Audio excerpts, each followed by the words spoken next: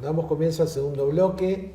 Lo habíamos anunciado, está con nosotros para hablar de historia, para hablar de cuestiones tan interesantes, el historiador Ricardo Primo. Muy buenas noches, Ricardo. Bienvenido a San Nicolás Debate, un gusto. Buenas noches, también es un gusto para mí. Gracias, Ricardo. Vamos a hablar de un tema que nos convoca, que tiene que ver con la rica historia de Yaguarón, que la verdad es una historia que muy pocos conocen, pero que da gusto poder entender un poco más lo que nos circunscribe, lo que nos rodea y que tanto, de alguna manera, ha enriquecido nuestra zona. Sí, particularmente San Nicolás tiene mucha historia.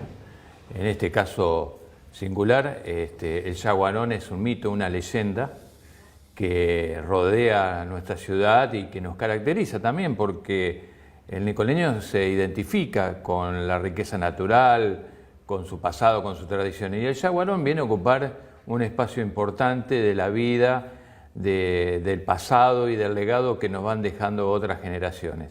En este caso particular estamos hablando de una leyenda prehispánica, anterior a la conquista, que habla de una figura mítica que habita en el río, con cuerpo de reptil y cabeza de perro, con dientes, ¿no es cierto?, muy afilados, que socava las barrancas del Paraná y que esto produce un desmoronamiento apoderándose de los pulmones de los habitantes para poder vivir. Y este mito, esta leyenda, que no solamente es nuestra, sino que es también de todos los pueblos cuyas costas se ven bañadas por el Paraná, toma real dimensión por las características que nosotros vemos en el Yaguarón. Si nosotros vemos una vista aérea del Yaguarón, vamos a ver que el arroyo es largo, arranca en el arroyo del medio y la desembocadura con el puerto de Siderar mostraría como una especie de serpiente con cabeza de perro. Y esto es lo que ahora, a través de esta fenomenal estructura que está en el ecoparque y que todos los fines de semana y los días de semana también son centenares de personas que van a visitarlo, nos identifica y en cierta manera nosotros nos etiquetamos como los propietarios de esta leyenda. Claro, y si tenemos que circunscribir una fecha en el tiempo, digamos, del nacimiento de todo esto, ¿en qué fecha nos remontamos, Ricardo? No, esto tiene que ver un poco también con la cultura guaraní, con los pueblos guaraníticos que vivían en la zona de la costa del Paraná, desde Asunción hasta aquí.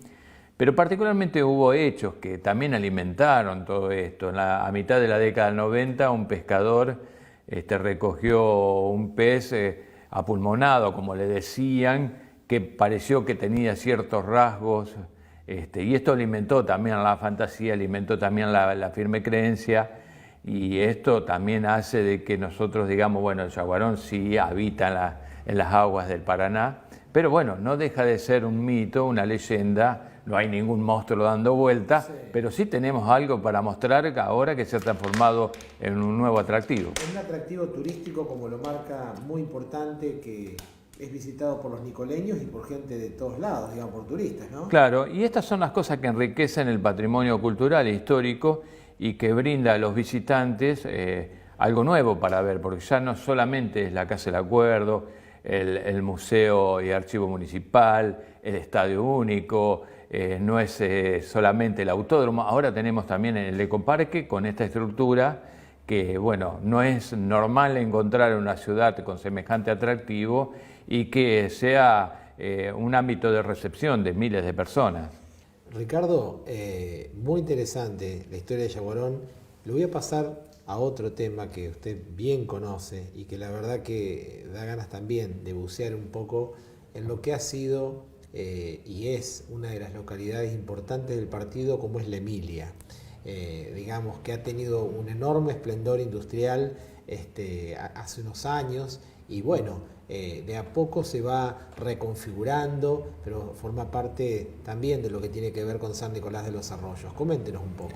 Bueno, la localidad de la Emilia, como bien decías, es una delegación municipal del partido, es la más poblada, y como así también una de las más antiguas. No, la más antigua es de 1892, surgida por la iniciativa de una fábrica textil que fue la fábrica textil que tiene este nombre, La Emilia, y que dejó de funcionar a mediados de la década de los 80, en 1985. Pero no obstante eso, la localidad ha seguido creciendo, a pesar de incluso de los desastres naturales que sufrió. La última inundación fue muy importante en el año 2017, pero la gente sigue apostando al desarrollo, sigue creciendo y es una ciudad, un pueblo, a pesar de haber sido declarada ciudad en su momento, no deja de ser un pueblo que está cada vez más lindo. Hay una plaza nueva, iluminación LED en todos lados, los barrios de La Emilia están todos asfaltados, Villa Campio, Villarrillo, Villa Canto, y ahora también contamos con un balneario en la zona del antiguo Tajamar, que también en la década del 80 era un balneario. De manera que es una localidad que se esfuerza por seguir adelante, por decir presente en la vida social de San Nicolás, y eso llena de orgullo a todos los habitantes porque encuentran en sí mismos la fortaleza para seguir así. Y una industria también importante como es Motomel, está Claro. en la fábrica, digo, ese sentido de pertenencia de los emilianos, digo, y cómo son las nuevas generaciones, digamos, porque hay gente seguramente que hace muchísimo tiempo vive en la Emilia, otra que ha emigrado, otra que se vuelve a encontrar con esta delegación.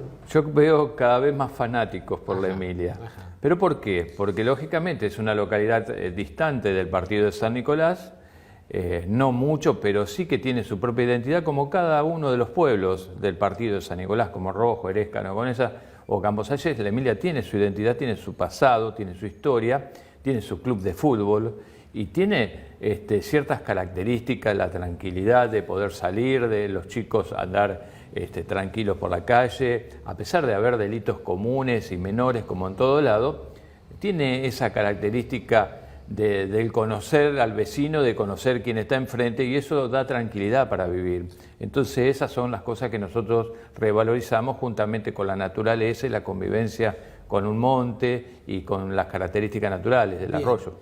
Ricardo, lo paso a otro tema, más desde el punto de vista industrial, económico. Uno de los últimos libros que usted editó tiene que ver con el puerto de San Nicolás. Una rica historia que poca gente también conoce, pero ha sido y es un vector clave del desarrollo económico. Coméntenos un poco el nacimiento del puerto, el esplendor del puerto y la dinámica de la actualidad. Bueno, así es. Mi último libro es la historia del puerto de San Nicolás, que el puerto de San Nicolás estuvo en 3 lugares distintos, en 3 etapas distintas de San Nicolás. El primer puerto, el puerto de Aguiar, como le decíamos, nació ahí en la zona de la Plaza de los Inmigrantes, sobre Avenida Alberdi, hasta principios del siglo XIX, donde comienza a funcionar un nuevo puerto en el actual Parque San Martín, que es la sección Embarcaderos, que es el puerto del modelo agroexportador, hasta que finalmente se radica la mayoría de las actividades portuarias en la zona del Puerto Nuevo, que es el lugar que nosotros ocupamos. San Nicolás vivió de cara al río junto con el puerto, y tenemos que decir de que el puerto era el lugar donde mayor cantidad de obreros se empleaban. En ese San Nicolás agroexportador, antes de Somisa, en el puerto llegaban a trabajar 400 personas.